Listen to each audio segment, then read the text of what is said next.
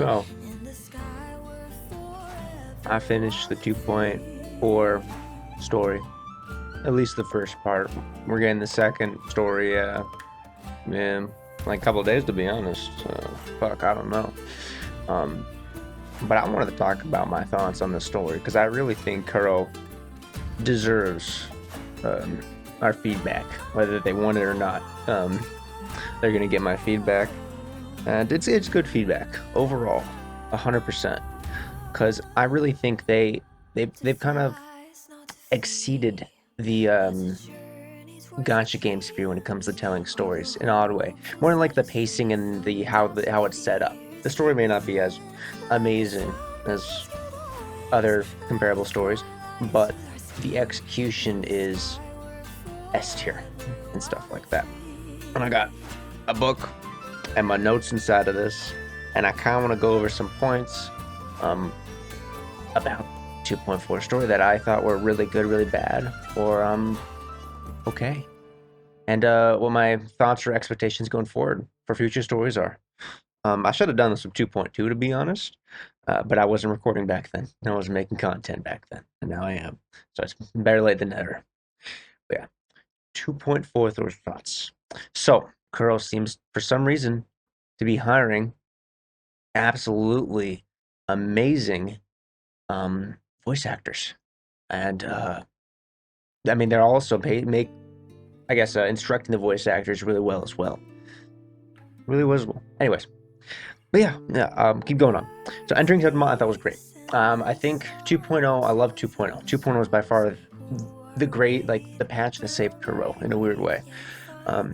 But I think when you enter Renacita, you burn through that city, just kind of walking around too long, and then you got to explore the world and stuff like that.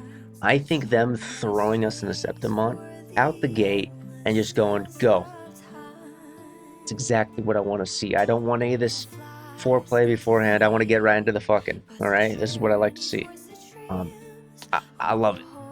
I'm just gonna say, Kuro has continually shown off beautiful locations. Well done. Cardathea. So us switching the Cardathea POV multiple times throughout the story was neat. I kind of like this whole switch back and forth where we see both perspectives in this kind of split realm. What's happening here, it seems like. I think they're finished. They'll explain in the next patch, and I have an idea what's going on, but not entirely. But I still think they did it really well. Where I'm curious. I'm curious. I want to know what happens, and I miss that. I miss being curious. I miss wanting to know what happens in the next patch or the next story. It was actually a really good feeling, and I'm still curious. So, well done on that. You've made me think about a game and feel about a game I haven't thought about in a long time, since like Halo. So that was really good. I really appreciate that from Kuro. But continuing, I think the cutscene was great. My only issue with us entering into Cardathea's point of view is they had us in this. We're going around the rails, destroying the supports for the tower and stuff like that. My only issue with that is it was a QTE that we didn't have to do. Either make it a cutscene or let me control everything through there. That's my only. It just felt like I don't like being on rails. Either make me on either make it a fucking cutscene or let me control. And if I fuck up, I gotta go back up. I can understand why they put me on rails. I would prefer they didn't though, out the gate. So yeah. Going on. Go down to the city. We're exploring this little town outside of the city and stuff, and we meet Uli. Fucking amazing. All right, which I guess the fact they did not talk about bullying, there was no leaks for bullying. I had no idea we were even getting a 4-star, and she just shows up. Yes, I wish they did this more often. I wish they snuck in characters. I wish I was surprised. I like being surprised. I think all of us love being surprised. Like when they leaked Cardathea's gameplay through Twitter's people, I forget. Yeah, that was great. That was surprised people. People were fucking happy. No one likes leaks. And I think the fact that we got bullying without any of us fucking knowing, holy shit. And let's talk about bullying. I think she's going to be a great 4-star Her character design looks great. She looks like a 4-star. Her voice actor is pretty damn good as well. And then how Bowling kind of paces us around. The story is really good. Continuing on. Introducing us to Lupa was fucking cinema. I was actually surprised getting like out the gate getting introduced to Lupa was so fucking cool. Cool as fuck character. They basically they explained through her goals are and what she wants to do, and I like that. It's simple, very concise. The pacing I think in 2.4 is the best it's ever been. I think the pacing was okay in 2.0. It had some rough patches there, like like the rough zones in 2.0 story had some pacing issues. 2.2's was better, but I still had some issues with the pacing. I think they nailed the fucking pacing of 2.4. A condensed, well done fucking story is exactly what I want to see, and I'm very happy I could see it.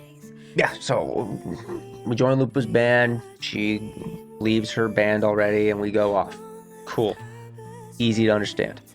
And then we kind of work our way through the arenas and stuff like that, and her little challenges. I think the arenas are cool. I loved the new enemies where you're fighting not only another person, but also a task Discord. Super well done. The new enemies, it's cool fighting another person that is a resonator. I dig it. Fucking cool. Arenas are cool. Zero issues, and it pushes the plot along super easily. Let's talk about the fucking NPCs though. Goddamn. Again, we're bringing this back up. Kuro cooks with their NPC dialogue. When it comes to the NPCs talking normally, and you don't really care to listen most of the time, no. I am invested in this NPC that's standing here talking, because even this random Joe Schmo off in the fucking corner is so well voiced. How he talks, what he's talking about is relevant. I want to listen. I think they did a great job. If they keep going with this, oh my god. I wish other gotchas would copy them, to be honest. If other gotchas copy them, this would be fucking amazing. Yeah, switching between the Rover and Cardathea stuff, great. We did it a couple more times in the story and stuff like that. I'm probably going to show some clips here of that. But it gives just perspective on what's happening, and that's really cool. What's really cool. Let's see what's going on there. I still have no idea what the fuck. There's like two different dimensions in a weird way that are also as one whole moving and like on the same tracks of the timeline and stuff like that. But one, there's like nobody in, nothing's fucking going on. It looks like corrupted and stuff like that, except for Lupa's there. And then the other one is R1, our character's in, stuff like that. I still have no idea what's going on about that. I do think Maya is a cool fucking character.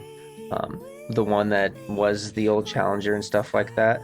I'm still curious how they're going to finish out Maya. I have some theories about how she's connected to Lupa, or what Lupa is realistically to Maya, or vice versa.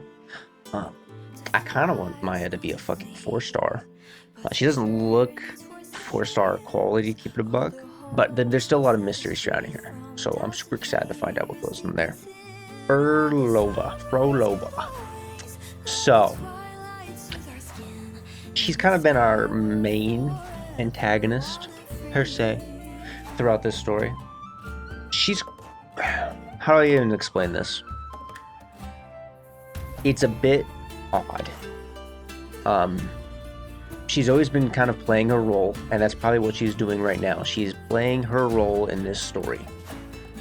And until we figure out what this role is she's playing, I kind of don't know what to think about it. She's a super cool character. I've always been interested in her because we met her since fucking day one of this game dropping. And I can kind of see, obviously there's some drama surrounding her about her being a playable character, and how in China you can't make an enemy character, like an evil character, a playable character. So she's either going to have to be good or ambiguous and stuff. And I can kind of see people's annoyance with that. It's kind of like she's betraying Cristoforo and stuff like that. And I still want to know what reason she did that for. To be honest, I don't think I really got that in it, other than she's probably just playing her role in the story. That's definitely what she seems to be doing. So I have no idea. Oh yeah, let's talk about these other two, Augusta and Yuno. Holy shit! Obviously, when we saw them in the fucking trailer, it was cool as shit. Um, Augusta's voice actor killed it. Amazing job, as usual when it comes to Kuro and their gunch and their hiring of just amazing voice actors. She looks amazing, well designed. She's gonna be strong as fuck, most likely. I still don't know what element she's gonna be, but her introduction and how they kind of portrayed her is this like she literally is the strongest um resonator inside of Septimon. She, at the time, she is the strongest. So she's super fucking strong. And this presence she holds, when she's on stage, you really feel the effect of this is the ruler of Septimon. Fucking well done. And then, the priest. I had no idea there was this whole thing going on with this ruler and the priestess of like the church or whatever. I don't know what she's a priestess of, really. She's great. Okay, Yuno is probably my favorite out the gate. She talk about a fucking character design. Holy fuck. On top of Augusta looking absolutely amazing. Yuno's character design is, oh my fucking, just amazing. Holy hell, amazingly well designed. She, by far my favorite. Her voice actor feels like so well placed with the character. I just see her as that, stuff like that. Another cook, and they kind of like bring up some side plots here where a lot of people are kind of conflicted with her because she's very aggressive in nature and stuff. And I thought those really neat little lore drops to drop in from random side NPCs just chatting and stuff like that. Super cool. And then continuing on in the story, we see Bowling again. She gives us her little mirror, and we kind of see snippets of the past. I think this was a well done way to do it. They were quick, which was good. I do dislike the fact that in every game it feels like we do things in threes. All right, 2.2 it was find 3 swords. In 2.4 we are doing 3 separate mirrors, like Blast of the Past and stuff. First, second, and third. I don't like this. It's repetitive. I know I can you can kind of tell when you're gonna have to do something 3 times. Let's do it less. I still think it was well done. The execution in 2.4 for the word of 3 was well done. Seeing the NPCs in the past talk about Maya and as outsiders, and then you see her manager talk about her and stuff like that. And then you go to her point of view and see hers. So I still think it was well done, but going back 1, 2, 3 with no breaks in between was kind of exhausting. I don't like that. So if we could split these up, if we got the mirror in the beginning and we saw one, and then we did an arena, and then we saw a second one, and then we did another arena, and then we saw Maya at the end, I think that would be better, to be honest, with the mirrors. Let's break this up. If we're gonna do something new with the mirrors, let's break it up across the story, so we don't all do it in one section, and it just kind of wears us down. I still think the NPC voice actors killed it. They did a great job. Maya, holy fuck, Maya's voice actor was fucking going in on her soul, right? I felt like she was crying her own. Well fucking done to Maya's voice actor. Is basically if they made Maya look a bit more 4-star because she looks more 3-star, which is NPC level. They made her more look like a 4-star. I would totally pull for her. Just based off of how well her voice actor did. You could really feel the fucking soul in her when she's talking. And her conflictions and stuff. So yeah. And then we made it to the end. We had our big battle at the end and stuff like that. And oh my god. We're just going to talk about the cutscene here. Alright? I thought we could not top. I thought in 2.0, when 2.0 dropped, and we had that cutscene at the end when the sky parted and for Loba's just aura farming and stuff. I thought we could not top that. And then 2.2 came out. And I'm telling you, like, 2.2 was great, but I think it was not as well paced as it could have been. Except for the last 30 minutes were absolutely fucking cinema. We all know this because if you look at any fucking creators' VODs on YouTube, you just see that track of who watches or what pace. It's just a giant bar that goes up in the fucking far right because the last 30 minutes is the coolest fucking shit ever and everyone wants to watch that and stuff. Going back to this, I thought they couldn't. The animation in 2.2 was amazing. The cutscene was amazing. They did fucking better. They switched to 2D. What the fuck are you doing? That was amazing. I want more of that or some new idea. Fuck it, surprising me. Because every time you surprise me, it's a good surprise and I'm fucking happy. Because going to, like, you beat him and then, or you're playing as Cardathea, which is great. I love playing as Cardathea. You beat, I forget what the Tacit or the Discord is called or something like that. The Echo is called. But you beat him. And the switch to 2.2 with the fucking black goo and stuff like that, or 2D black goo. Holy shit. Excalibur-like attack and just 2D splits was, oh my god. It was absolutely beautiful. I thought I was watching anime in 2.2. Fuck that. They're gonna turn this bitch into an anime of 2.4. Holy shit. Well done. And then we wrapped it up at the end after that. We had some combos and stuff. This is obviously a part 1.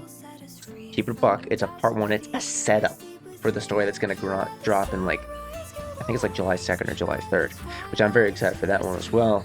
If it's even, if this is the setup to the other story, what the fuck is gonna happen in that other story? Like, straight up.